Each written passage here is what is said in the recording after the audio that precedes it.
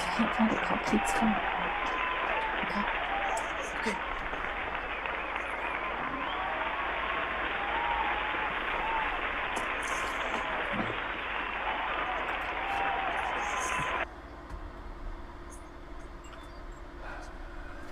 Yes, folks, it's Thursday, 2 p.m.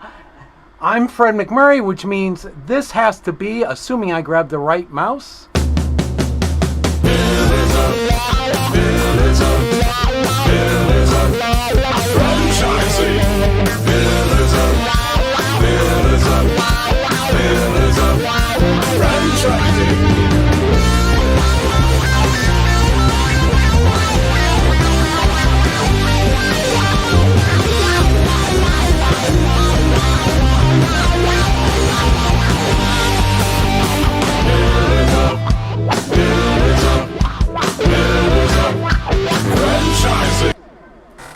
And we're back with Elizabeth and Kristen and the word on the street. Ladies, before I disappear, tell me what's the word on the street. The word on the street is that yesterday was someone's birthday. Indeed. Yeah, thanks for covering me because I said all that and my mic was on mute again. You looked a little quiet, so I figured I would get the ball rolling. Yeah, Ray Miller had a birthday yesterday. Yay! It seems like the older just keep getting older, Ray. Yeah. So yeah, it's one of those things you just try to ignore, but everybody won't let you. Well, it was all over Facebook, and your lovely wife posted all kinds of great pictures of you doing all kinds of fun things. Well, that's what it's all about, especially when you get to where I'm at. Happy birthday, Ray. Thank you. Would you like Absolutely. to do our Happy very poor birthday. rendition of Happy Birthday again? Oh, that's Shall pretty we? much a given this week, given what the infliction upon me it was last week. So I think that's you guys set precedent. So every one of you is going to get the horrible rendition of Happy Birthday from now on. Oh, no. great. Okay, so shall we do it on 3? And a 1, and a 2, and a 3. Happy birthday to you. Happy birthday to you. We're terrible.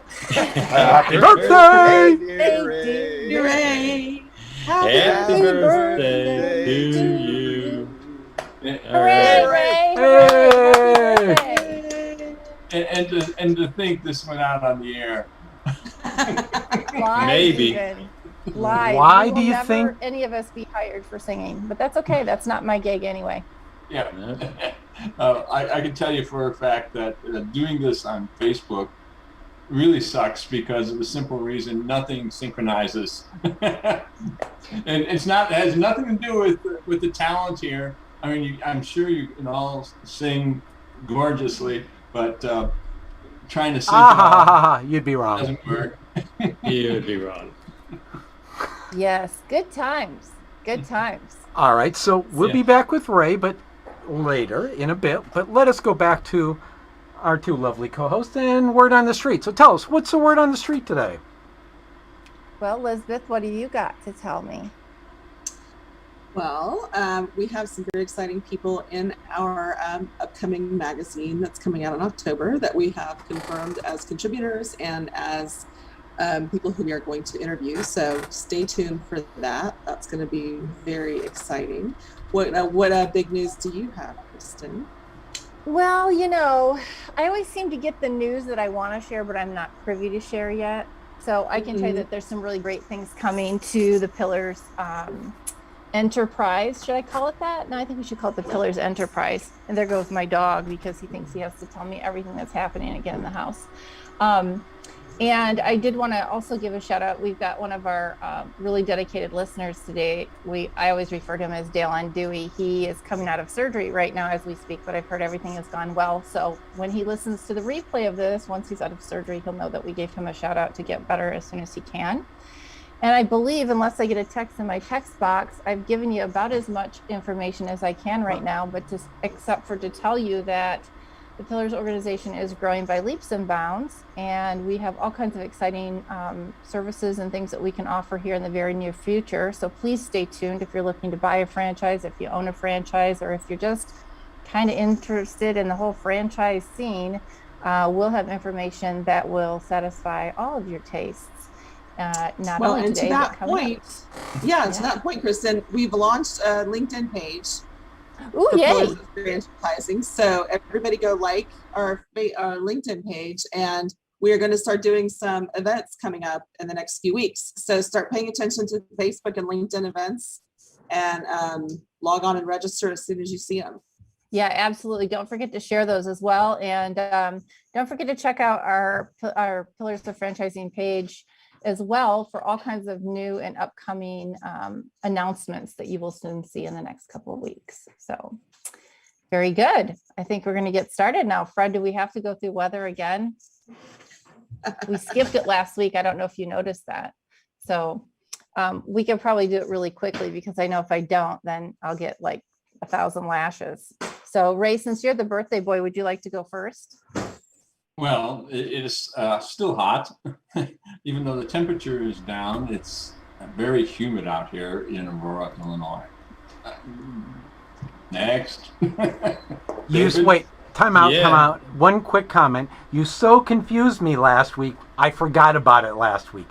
That's why the singing just threw me off completely. Well, I really wanted to see what our response was from our listeners and viewers, if like they really needed to have the Pillars of Weather. And I didn't hear anything, so I'm not sure if that is a good thing or a bad thing. I will tell you, I got no death threats because we didn't do it. I did get some death threats for the music we played last week, and it wasn't our theme song. And obviously my answer this week was, let's do it again to piss those people off. Because if they're pissed off while listening, then they'll keep listening. So, yeah. Insight into Fred's head. I must say that you're not quite a shock jock yet, so we'll have to temper that for you just a bit. Thank goodness I have another female partner to help do that with me. David, where are you these days? I'm in Cleveland, and today was a extremely hot and muggy day, upper 80s, and ridiculous humidity coupled with some storms rolling in and out. So one of those days. Awesome. You're getting what we had the last couple days. I think so. All kinds of craziness going on. Jerry, where are you? It looks very wooded and beautiful there. Well, it is wooded and beautiful. I'm in north central Arkansas, just south of Branson, Missouri. It has been and is in the upper 90s, very high humidity. Wow. It is smoking hot. So when I'm not in the air conditioning, right behind me, I jump in the lake and spend some time off the swim dock because it's way cooler there. Cool. So that means that if we tell you, hey, Jerry, go jump in the lake, you're just going to go do it. I'm on it. Awesome. You got to get some video of that. I want to see that. I want to see like a cannonball by Jerry in the lake. That would be awesome. Elizabeth, what's going on in your hot haven part of the world? I know you're not on screen, but you can still give us a shout out and let us know. Yeah, we are unusually not as hot. We're hovering around 80. Nice. Had some rain. Yeah, it's a little bit better, but it will not last. It's still hot and wet, but not as hot and wet. Awesome. Awesome. Well, I heard that storm Fred is about to be Cuba.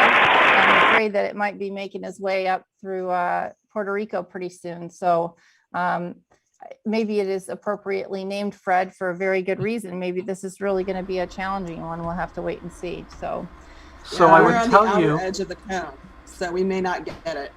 Good.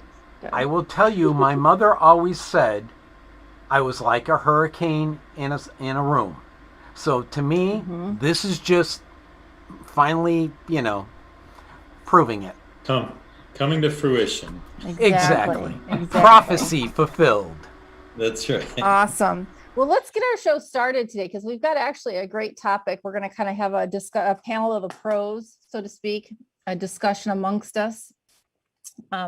Or I think that they call it, what do they call it on on Seinfeld. It's not the Festivus for the rest of us, kind of one of those meetings today where we talk about things that are on our minds and kind of the airing of the grievances, so to speak, in an odd way. But we started talking this week on Tuesday about some of the headlines that have been out there. And we always seem to come up with this particular brand, and it's no fault of our own, quite frankly. It just happens to keep popping up in the news. But we started talking this week about Subway, and that kind of caused us to talk about all for one or one for all. And by that, we mean when you join a franchise brand, is it one franchisor for all of the franchisees and their support, or is it all the franchisees band together for the support of the franchisor and or for the brand? And what we discovered, obviously we sort of knew already, was that it should work both ways, right? And so everybody that's involved in the franchise system needs to be working to support and protect that brand. That is why somebody would buy a franchise. So Ray, do you want to get us started when we talk a little bit about what happened with Subway at the Olympics with our soccer star and kind of the fallout that you're hearing in the news? And we'll go and kind of discuss that, what each of us kind of thinks about that topic in terms of what are the obligations of the franchisor, the franchisee, and kind of what happens in the public when things like this go on. Well, I think our conversation on Tuesday was interesting in that we were wondering, at least I was wondering, is this something that Subway had planned on, the way it happened? And if so, what was the reasoning? And I think we discussed that a little bit. We also, I brought up the fact that sometimes any mention of your brand is good, even if it's negative, because then there's going to be a lot of people that's going to hear about the brand. In Subway's case, they may suffer a little bit for a little while, or not. Who knows? Right. It might even boost them. I don't know, depending on where their clients are and what side of the aisle they may sit on. You know, so it's an interesting topic. You know, could Subway have done this? I shouldn't say done it, but knew that this was going to happen, or did they not? And if they, either way, you know, if they knew it was going to happen, what were their thoughts on it? If they were surprised by it, what were their thoughts on it? Right. And for those of you not aware of the subject that we're talking about the sponsor for Subway kneeling during the national anthem at the Olympics, and this causing a bit of a concern, to put it mildly, for the franchisees that do not agree with that particular action being taken. It's interesting because, well, I saw it. Again, I don't know why maybe it didn't hit me as strongly as it did some of you. But I saw it and I went, okay, all right, well, that, you know, I'm getting so used to it, right? To me, and not that I agree with what or when they're doing it. I get the statement they're trying to make. I don't know that for me personally, it's appropriate when they're doing it, how they're doing it, whatever. Okay. But it didn't send up an alarm like, oh my gosh, I can't believe Subway's doing that. That didn't happen for me. It was just like, okay, it's just like watching football. It's like watching hockey. It's like all the sports I watch when an athlete is using their platform to make a statement. But the bigger question is, you know, as franchisees, clearly the franchisor made their choice of a sponsor. And now the fallout, the impact, whether there is one or isn't, will come down on the franchisees who are out there selling sandwiches, right? So David, you had a really interesting twist to this when we talked about it on Tuesday, kind of what you know about the athlete, kind of her history of things that she's done and things of that nature. What are your thoughts on the whole situation? Well, it doesn't matter what she's done or not. I just think anytime you use a public figure to kind of represent your brand, you're at risk of that public figure promoting and or potentially damaging a brand. Sure. I mean, you know, there's that. This isn't the only case where a spokesperson has gone awry for a brand, and it impacts everybody. And it's no different than again, every franchise is different. We talked about this a little bit too on Tuesday. Every franchise is different. So if you have a situation like Subway, or many of these brands where they're kind of clustered in areas, so to speak, they can be affected as much by a fellow franchisee and the way they're conducting their business as they could by a spokesperson. So, when we're talking about this, I mean, we want to talk about the whole gamut, not specifically about this particular spokesperson, but I think any brand that hitches their wagon to a spokesperson, you got to weigh the pros and cons if that goes bad on you, and it could. I mean, there's baseball players who were all of a sudden abusing women. I mean, there's athletes who use steroids, and all of a sudden that damages your brand. I mean, it goes on, and you have to be really careful. Right. And it's not always athletes, right? I mean, let's take Jared, right? He was the guy who made Subway famous for these low calorie sandwiches, a great weight loss plan, right? He was the hero. And then unfortunately, years down the road, he became the zero because of behavioral things that he involved himself in, which then luckily by that time, I don't know that, I mean, I guess people still made, kind of the off the cuff jokes and things about him and Subway, but he had kind of gotten out of the spotlight of the Subway brand. But he was a really great spokesperson for the first several years that he went on this big weight loss journey. And that's the thing, right? Sometimes you don't know when you talk about using a sponsor or a public figure or even one of your own, right? David, you brought up a really good example. Jerry, you've got a business that is, I'm sure, just ripe for the picking when it comes to customer reviews, right? So we get a lot of customer reviews. Fortunately, 85, 90% of them are positive reviews. And frankly, a fair share of the ones that are negative reviews are more customer service related, where, it's a perception of a mom perhaps as to how a stylist spoke to her child or something like that, which is still important, still critical. And answering those is as much political as anything else, just making sure you are recognizing the issue and trying to explain what your perception of it is, and that you'll continue to coach your stylist or staff in how to handle that in the future. So, I mean, we all face that as franchisees. Between Ray and David, they brought up some good points.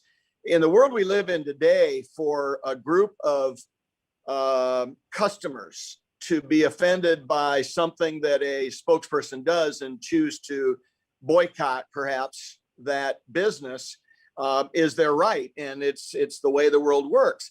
On the other side, there'll be a bunch of people who react the opposite way and leap into the fray and maybe buy twice as many sandwiches in this case or whatever. Exactly. And so we've got to be cognizant of it. We've got to, in my opinion, we've got to work hard to keep politics and all that other stuff out of our business.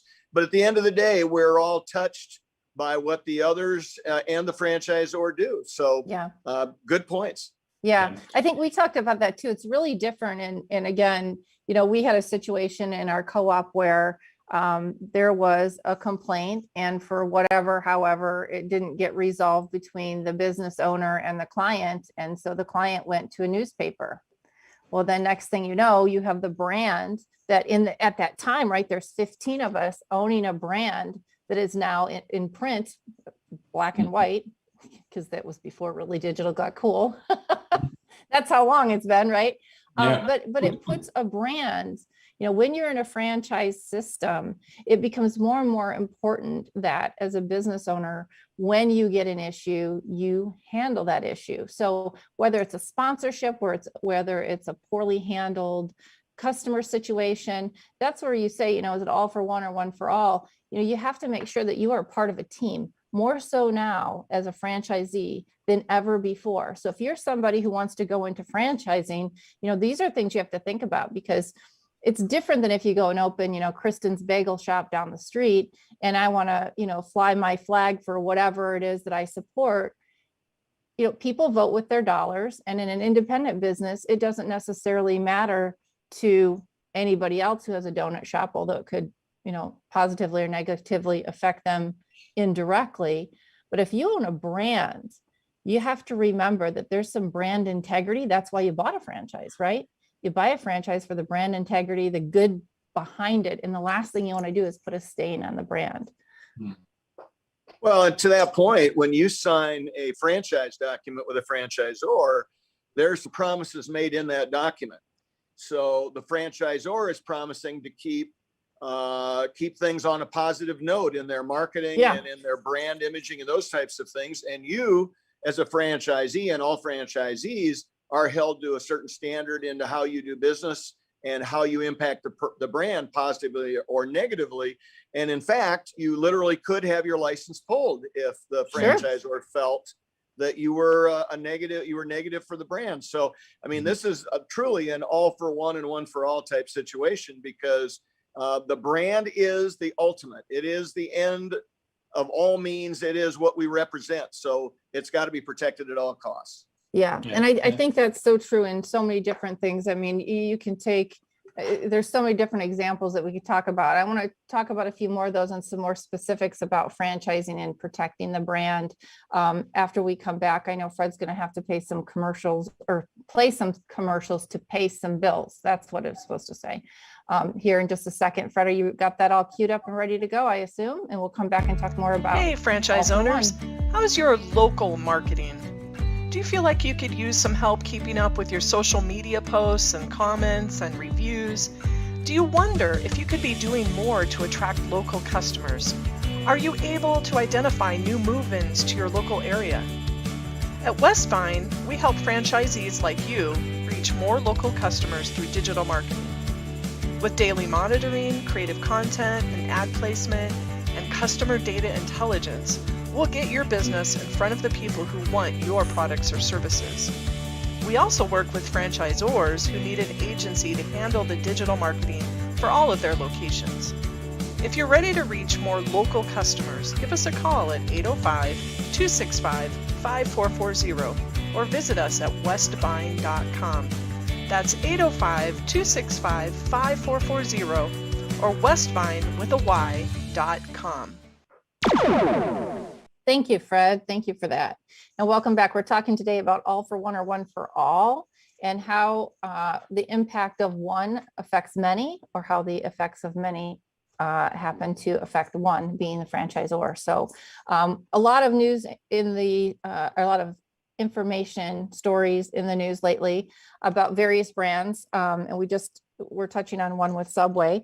The one thing I wanted to talk about, because I don't ever want people to think that, oh my gosh, this is a downside to franchising, because I really don't think it is. And I think most of the time what you find is a lot of these sponsors and things work out to be quite valuable to a brand, right? But should you be in a situation where maybe something does go awry, or even to prevent getting into this situation, there are organizations, and David, Ray, both of you, I know, and Jerry, all of you actually are very aware of those. And hopefully you can each kind of share a little bit about, for example, David, you and I talked a little bit about the committee that you were on with Buffalo Wild Wings. You want to share that a little bit about how you worked with the franchisor with some marketing issues and such? Well, I'm not necessarily just in that, but I think everybody needs to be aware that most franchisors should have a great working relationship with their franchisees in the area of a franchise association. And the reason I feel strongly about that is we had an up and down, relationship over the years, because we had several different owners. So, that evolved the franchisor's relationship with our franchise association in the beginning was not very good. And then eventually, throughout some different ownerships and different leadership on the franchise association side too, that became better. But where that's really important is in a situation with another franchise I was involved with, and kind of to Ray's point, where I'm going to say it's against Ray's point, where any advertising, the old theory, every advertising is good, any advertising is good advertising. I will say that except for one particular company, and this was Quiznos way back in the day, probably about 17, 18 years ago. And they were a growing chain trying to go and compete against the Subways of the world, the Blimpies, et cetera, all the ones that were big out there at the time. So they felt they needed to make a dramatic impression. They ran these ads with rats or rodents, whatever it was. And And Mhm. it was a lead balloon, and people were so angry, saying they'll never step foot in a restaurant again, blah blah blah blah, or in a Quiznos, and it really damaged the brand. And that, when I look at, that's a situation we talk about the all for one for all, that hey, if that should be part of, this is the campaign we're looking to run.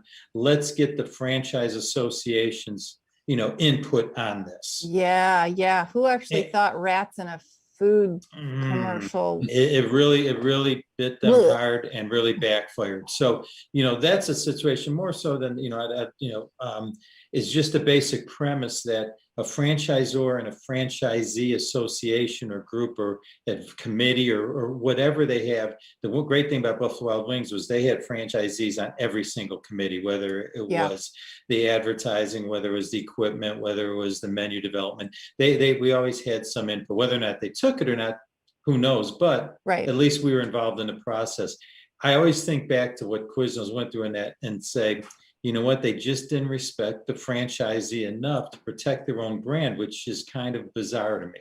Yeah, and I think what's really important about that too is if you think about even if you're running a retail store or something, right? It's those frontline people, and in this case, it would be the franchisees that deal face to face with the customers. Right. You're the eyes and ears for the brand, and so to not have franchisee involvement seems to really be remiss for a franchisor not to do that, not to include them.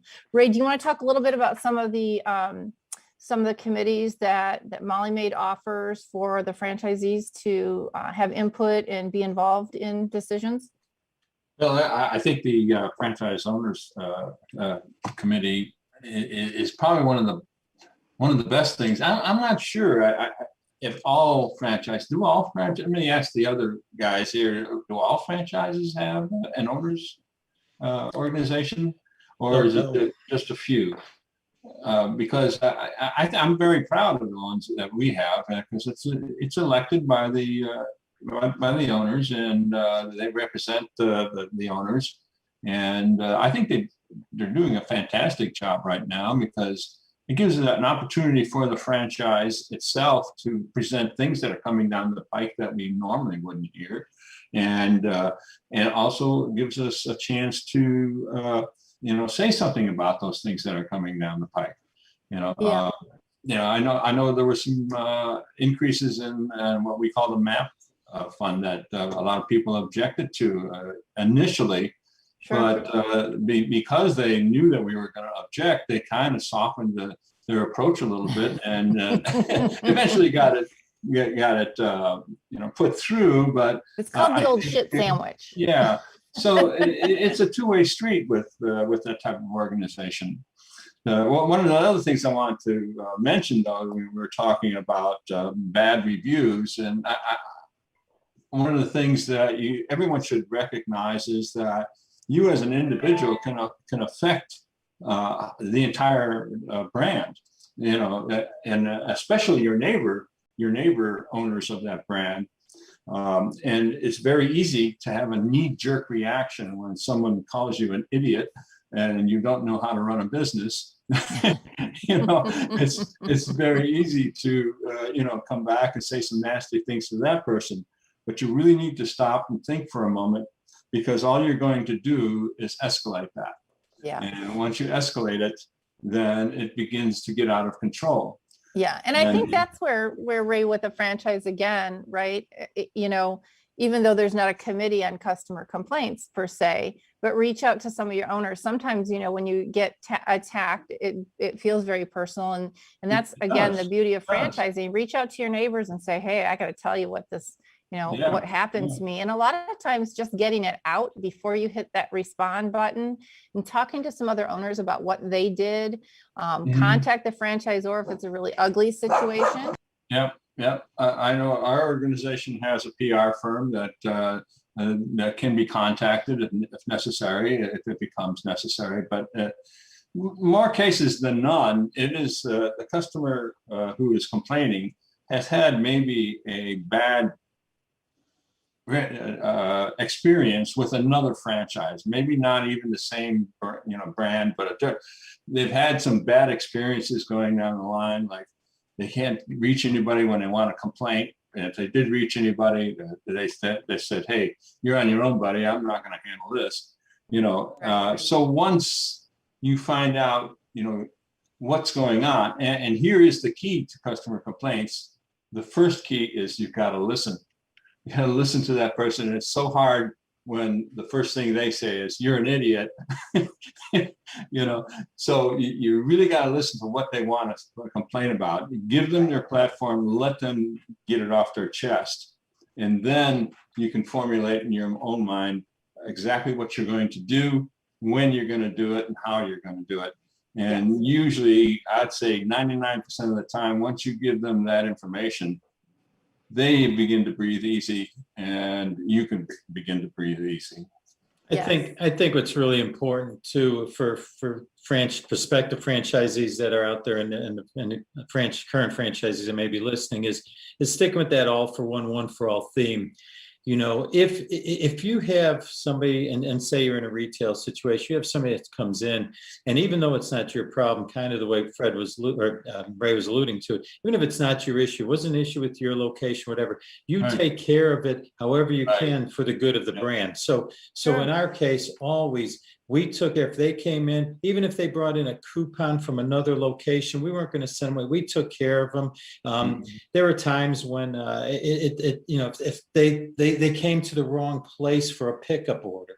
Well, we made, and we didn't even get paid for it. We make the food, we give it to them, we send them on their way, type of thing, because it's all about the brand and it's about that. And the other thing is too, they're going to remember how you made them feel. So they're going to say, wow, they didn't have to do that, which is really part of really being a team player within the chain, is to go over and above for your brand, for your fellow franchisees. That's really what it's all about.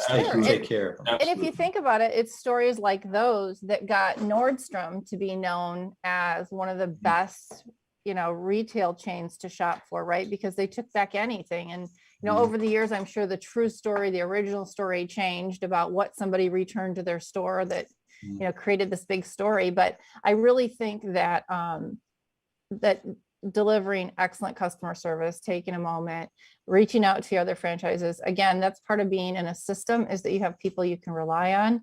And if you always go above and beyond, I don't think that's an issue. Now, going back to some of the other committees that you can look for, right? So, Jerry, I want you in a second to talk about the NICE committee that you belong to, that represents not only just Great Clips, but all types of franchisees, franchisors, and such. But within each system, we have a national marketing committee, we have a franchise action committee, we have a Ms. Molly committee, right, on how and who and what we're going to do to raise money for our charities. And we've got a tech committee. So, and what I would suggest for people who are looking at going into franchising is make sure that you ask about, what are these committees? What does the franchisor do to engage the franchisee in not only growing the business, but really to kind of manage the business as it exists and as it kind of ebbs and flows through changes, because those things are inevitable. Jerry, can you tell us a little bit about the group that you belong to that works with everybody, really? Yeah, the International Franchise Association. It's just what it says. They're international, and they represent franchisees and franchisors and vendors for those groups. And they're a great opportunity for you to rub shoulders with franchisees from other brands, even competitive brands, and share stories and things like that. But I think one of the biggest things we need to keep in mind is that this group as a whole represents us in Washington, D.C. and in our state capitals, trying to impact laws and regulations being put in place that impact us. So anything you can do to help with that, and that's nothing necessarily that your franchisor would, push you to do or expect you to do. It's just something that you can do as a part of a larger community. So, sure.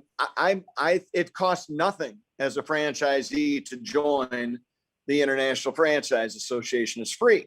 So joining it, and perhaps, do as I did and get involved with the committees and the leadership board and those kinds of things. Depending, I look at it this way. Franchising has impacted my life and my kids' life and my grandkids' life, and who knows where it's going to end. Yep. So anything I can give back on a global scale, as well as on a smaller scale through the individual franchisors, is going to be impactful for everybody's families out there who Yeah. own whatever franchise they own. So I'm highly supportive of everybody joining that and trying to, have some kind of an impact. You'll also have a lot of educational opportunities. They put on classes all the time about anything dealing with a business, whether it's marketing or real estate or any of those kinds of things that give you a little bit more of a global approach as opposed to a fine-tuned approach like maybe your franchisee would give. So you can get into that. I look at, Ray brought up, do other franchisors have a leadership board? That's a sign of maturity and growth. Usually when they get to the point where they do that, smaller, newer ones tend to not have it because they got bigger fish to fry first before they get to that.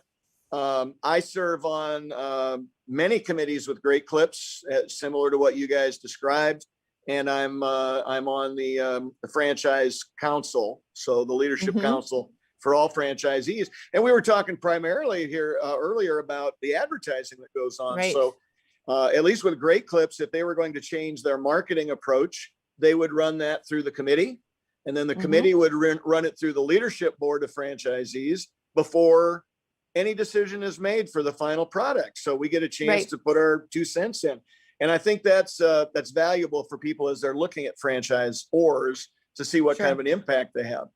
Well, and I think sometimes, whether it be a franchisor or a franchisee, owning a business, running a business is a lot of work. And sometimes it's just a matter of maybe being a little short-sighted and not wanting to get into the whole, herding cats to get to an answer. They just want somebody to make a decision. Let's go with it and see what happens. And I'm not saying that shouldn't or couldn't happen, because sometimes it needs to happen. But I think we certainly all have to be a little more thoughtful when you're in a franchise situation about what those snap decisions are and what they're going to impact.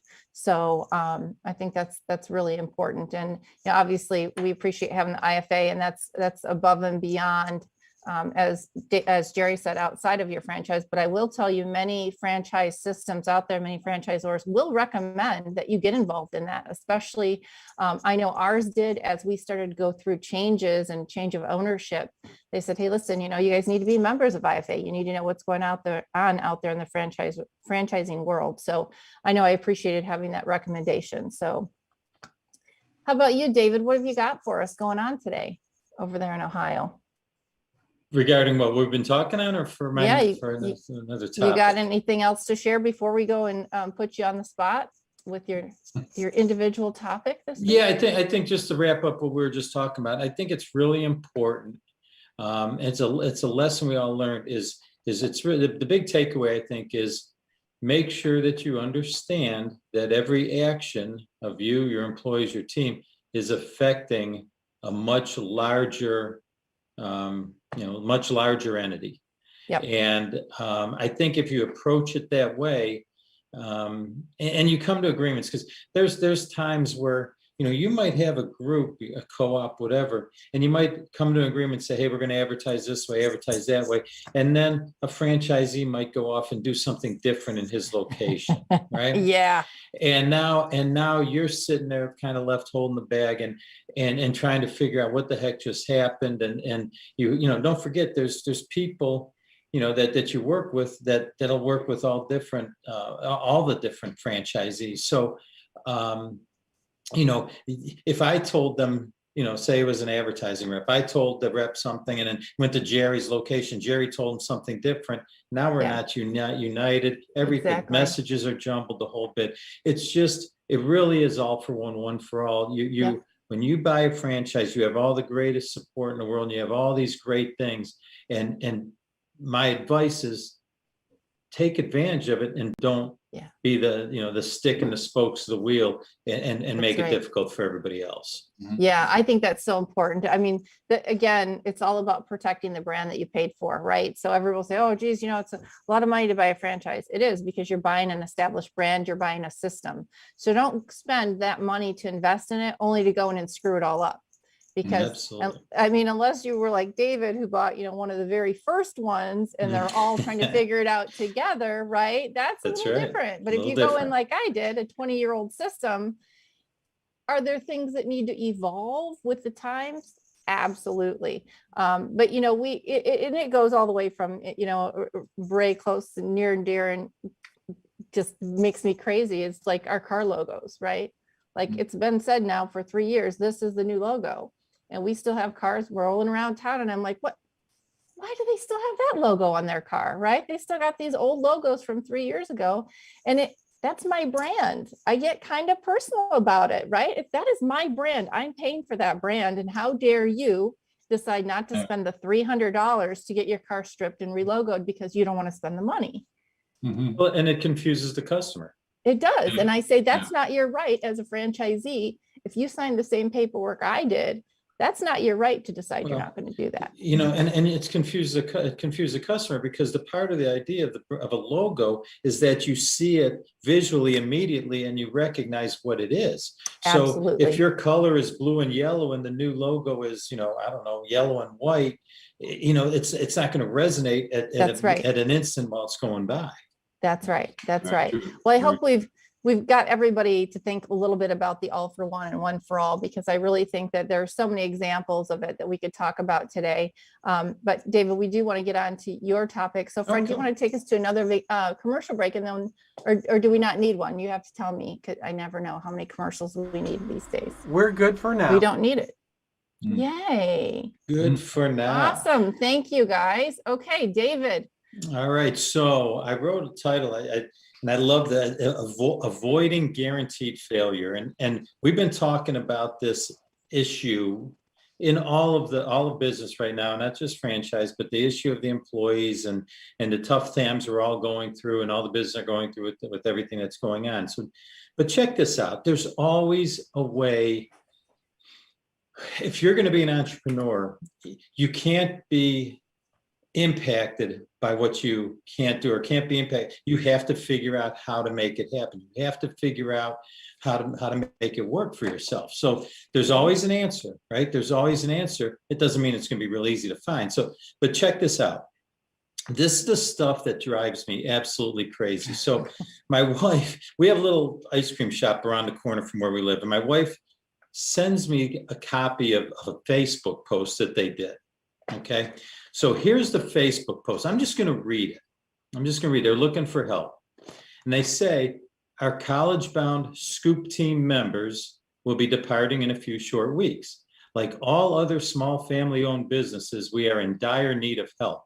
Applicants must be 16 years and older and have weekend availability.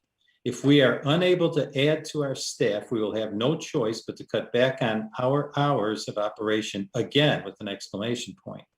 Applications are available at our shop, so come on in and apply today. So she sends that to me, and I read it, and she's like, man, they're hurting for people again. Another place, we just had one of our favorite places to go eat, closed because they couldn't find help. She goes, here we go again. And I just text her back. I said, look, that is ridiculous. I said, here's what I texted her. I said, it's a passive aggressive advertisement. I mean, you're basically threatening your customers that I'm going to make it real inconvenient to you to come patronize our restaurant because you haven't sent your sons and daughters to help us. Right? I mean, it's on a Facebook post. So who? Yeah. I mean, I get that there's customers on there checking the scoop of the week or whatever. Right. But there's friends and there's fans and there's people who care about your business. So you're threatening everybody that's on. All right. So I mean. But here's the point. I said, I would never say that. Instead, I rewrote it. I wrote their ad. Okay. I said here, instead, let's use this one, or they should use this one. We have had another great crew of awesome kids moving on to college and on to bigger and better things in their lives. We look forward to helping our next group develop the skills to help them succeed in their dreams. Limited spots available. Looking forward to helping you reach your goals. I think that's awesome. Now, which one is going to be like, oh, okay, which one sounds like a caring employer? Which one sounds like somebody you might want to work for? Oh, they're about me. And so, so why did I write it that way? It goes back to what we touched on last week, where follow the basic philosophy. Mm-hmm. You can get everything you want out of life if you help enough other people get what they want. That's the first advertisement that they wrote was all about them. Yeah. We need help. help us. We're dying. We don't have enough. We're working too hard. Yeah, The one I wrote, might have just immediately started to look for another ice cream shop, just assuming, right? I might have just assumed, well, they're not going to get any help, so I might as well find, you know, the Ben and Jerry's down the street, right? So that too. And then the other one is more, hey, let us help you, man. We're good at this. We just sent off a whole group of kids to college. Yeah. And they're going to go with skills that they developed working for us. This is fun, you know? Yeah. What a great It's a point. total, so words matter, because you have to remember everything you're doing, you're selling, right? So you have to sell them on a better situation than they are currently in. So if they're just sitting at home, or maybe another job that they're in where the owner doesn't, or the manager, or whatever, they're having a rough time with it. Man, this sounds better. They're more caring about me, right? Yeah, because absolutely. whether you're interviewing, and this is a great point, if people, if you want to, you guys listening, write this down. If they're, even when you're interviewing, but especially if you hire them, you have people working for you, you have to understand, people that are working for you, or people that you're interviewing, they're really asking three questions. They're not verbally saying it, but in their head they are. And they're asking questions like, do you like me? Can you help me? And can I trust you? Yep, absolutely. You know, so if you write an advertisement that says, hey, we're looking to help you develop your skills to go on to bigger and better things. We know this isn't your lifetime thing. That reads a whole lot different. It hits a whole lot differently to somebody than, hey, we need help, come on in, and you know, you're going to get paid the same everybody else gets paid. Yeah. Yeah, so I totally agree. Avoiding guaranteed failure. I guarantee you, they haven't had anybody responding to their ad. And if they did, they're not going to stay long, because that's not the right person you want anyways, right? Yeah. You can find someone who's more goal oriented, and okay, maybe you only have it for a year because they go on to college or Sure. whatever. So what? Yeah, You got a great absolutely. person. Absolutely. I think that's a really, really good point. And that's all I have to say about that. Well, I think that's a really great point, because I know if I advertise, come scrub toilets, nobody would ever answer an ad, right? That's right. That's Nobody wants to do that. But when you talk about all the fun stuff we do, and you'll never need a gym membership again, right? I mean, those sound far better than scrubbing toilets. Absolutely. So, thank you so much, as always, Awesome. David, for taking the extra time out to find some great stuff for us to talk about on the No show. worries. Excellent. Jerry, are you out there, Jerry? There you are. But your microphone's off. See, I'm rubbing off on you guys. Well, I was trying to be very aware of David, and I didn't want to, you know, belch or something in the middle of his presentation, because it was so spot on. That's when you blame it on the dog. Just blame it on the dog. Yeah, great information, David. Spot on, spot on. And this whole subject today of all for one and one for all is critical to franchising. So it's a great one you guys brought up, and I'm glad I could participate. Excellent. We're glad that you're here. What do you want to talk to us about today? Well, you know, there's, as usual, lots of things going on in Washington, D.C. that impact us. So things that we need to be watching out for.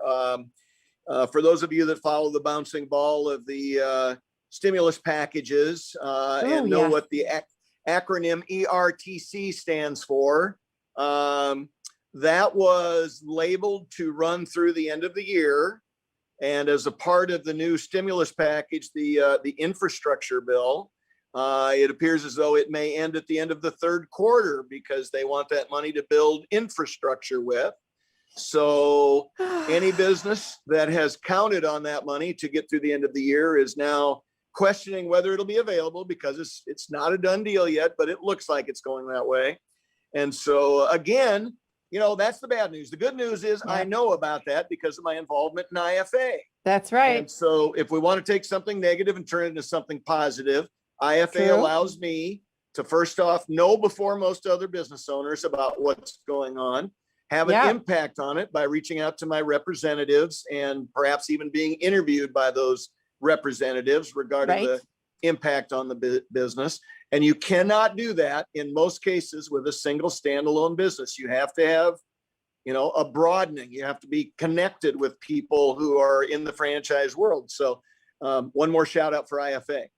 Awesome. Awesome. Let me ask you a question selfishly.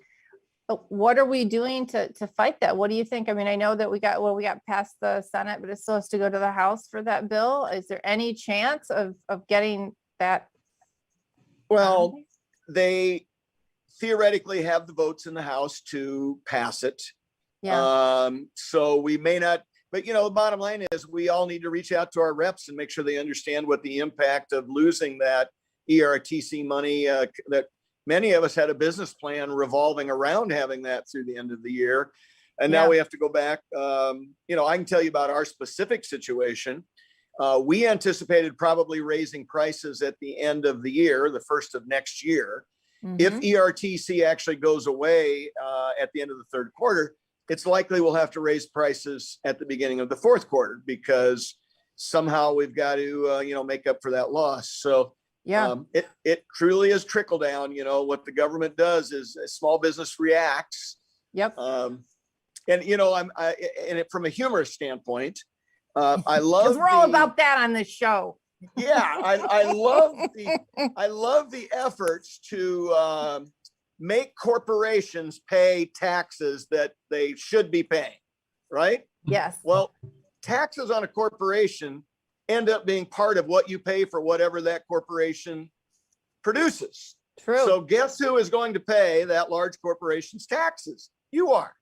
Yep. So while in theory it sounds great, in reality it doesn't work. So we do, as franchisees and franchisors, need to be involved in the decisions that are being made.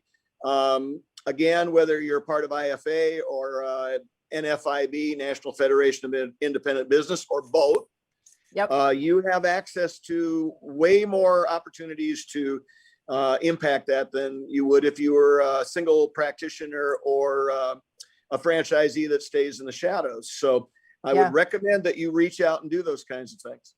Well, and I think, one of the things that I regret when I was a new franchisee, and I had my list, I certainly did. I mean, and I don't know if you guys remember way back when you started your businesses, and Ray, you weren't that much sooner than me, but I remember coming in, there was a whole list of things that they talked about at our first convention, all these new things and a new owner training, all these new things that were coming down the pipe. And I thought, oh, wow, I want to make sure I do all of them. I want to get all of these new systems. I want to be involved in all these new partnerships that we have with these email systems, where you could do, what is it called, Ray? Come on, what's that word? Not MailChimp, but one of those. Oh, Constant Contact, right? I wanted to get all that stuff going. And the challenge is when you're a new franchisee, making sure that you get that list down and that 3 months in, you circle back. What did I forget? 6 months in, you circle back. What did I get? Because, I didn't join IFA until I was already 13 years in. Now, knowing me and my personality, I would have gotten excited and gotten in on that IFA, getting involved even more heavily than I probably should. Way back in the recession, because, here I was as a new business person, I almost lost everything. And if I had got involved back then, I would have really been in the know on what was going on with government and small business, what was happening with franchise systems, who could I call, which one of my local representatives should I have on speed dial on my phone? Because, well, Kristen, that's a perfect point, because from being around me for a while that I follow these things in DC and in the state capitol while they're developing. And so when you see a storm coming, you run for cover, you protect yourself, whatever the case might be. So when I see those things going on, I literally text my contacts and say, who is driving this? How can I get in touch with them? In many cases, they will send me bullet points about what is in for a bill and how that will impact any small business out there, but in particular franchising. So that when I actually get a chance to speak to one of my representatives, or more likely one of his assistants or aides, I have a very logical, well thought out, well presented approach that, to Ray's point, takes out the emotion. It's just literally about the facts of what this is going to do. And I like to put it into tax concepts for them. If you do this, we will do less business. You will get less in taxes. So it's ultimately going to impact you as much or more than it impacts me. But if you don't have somebody that is hip deep in that every day to kind of guide you through that, you're talking from just your own standpoint, and you're talking mostly from emotion because you don't have enough facts to go with it. Yeah. And you know what? I will give another shout out to IFA along those lines, because I will say when there is a big bill, when there is something coming up, I get a text message that says, hey, forward this on to your congressman. And they make it really easy for me to hit the button and send it on. And it's all a form letter, but it's yet another voice out there that they've helped guide me. And so I didn't have to do hours of research. They put it in bullet points. This is what's going to happen if this goes through. Here's what you stand to lose. And so I think that's really great. Well, and Kristen, you know, if you're in another part of the country and you're not in a business and you see an article in your local newspaper talking about something going on in Washington, D.C., and you don't really understand what that means to you as a consumer, how important would it be for you to be able to read a quote in there from a small business person that runs a franchise that may be in another state, but you've got it right down the road and it's your favorite sandwich shop or whatever. And that franchisee says, here is how that's going to impact me as a franchisee. And by the way, your franchisee down the road is going to be impacted the same way. And how does that change the perception of somebody that isn't involved in that business? So during the onset of COVID through IFA and NFIB, I think I did 37 interviews for some of the largest newspapers and magazines in the United States. Those were actually quoted about 87 times by being picked up by other groups. Wow. And I'm just a farm boy from Iowa that runs a couple businesses there, but yet what came out of my mouth was read by hundreds, thousands, millions of people that may have some impact on what's going to happen in that bill down the road. So yeah, absolutely. You know, by being a part of these groups, you have way more reach than you do if you just stay in your cocoon. Yes. Well, and I have to tell you how much we really appreciate being able to have you as a voice on our show, because, you know, the insight that you offer is invaluable. The amount of information that you have to share is really, I mean, exactly point on. There's a lot that you're involved in that I certainly don't even know is going on. So this ERTC, I put a big old note on my notepad to like get on my accountant and figure out where are we at with that. And, you know, what's our plan if it ends? Because I can't tell you right now, I have a really good one, except for I'm hoarding all my, you know, all the profits I can to get me through if that's what we need to do again. So, well, and you know, if you are more well versed in what's going on in the business world than many small practitioners or people that own a very small franchise or something. So if you can say, I have to check because I don't have a plan other than hoarding money, what about everybody else out there that may not even be hoarding money, right? That's right. So staying involved, staying connected, listening to great programs like Pillars of Franchising or any of the other things that are out there, that's critical for franchisees to stay in contact on this stuff. Yep, absolutely. Well, we certainly appreciate it again. And I just want to remind everybody that if you have questions, if you have concerns, you can always email us on at pillarsoffranchising.com. Also, you can join us again next week, same time, same channel, same location, same podcast location you found us. I want to thank again David for his extra time today, Ray for your always valuable insight, and Jerry for all the work you do with IFA. Elizabeth, again, welcome back to the show. We're so excited to very quickly, very soon see our digital edition of the Pillars of Franchising magazine. That's very exciting. So be on the lookout for that. And we'll look forward to joining all of you again next week on Thursday.